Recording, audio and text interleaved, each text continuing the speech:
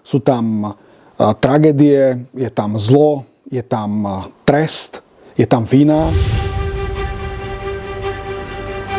Moje meno je Jan Šanta, pôsobím ako prokurátor generálnej prokuratúry. Volám sa Rastislav Striško. Náš podcast sa volá Línia zločinu. Línia zločinu je špecifická v tom, že máme tie dejové línie hráme. Vraždy brutálnym spôsobom, sofistikovane sa snažia zakrývať následky svojho konania. Línia zločinu nie sú len prípady, ktoré sa stali, ale sú to príbehy, ktoré naozaj prežili konkrétni ľudia. Reálny prípad, ktorý sa stal na Slovensku. Matka dieťa teplomerom s tým, že ho strčila do a chcela to zakryť. Rád by som sa prihovoriť fanúšikom, aby si určite dali tú námahu a pozreli si dodatočne. Niektoré z týchto podcastov môžu v budúcnosti sami zabrániť nejakej trestnej činnosti a potom to celé má naozaj zmysel.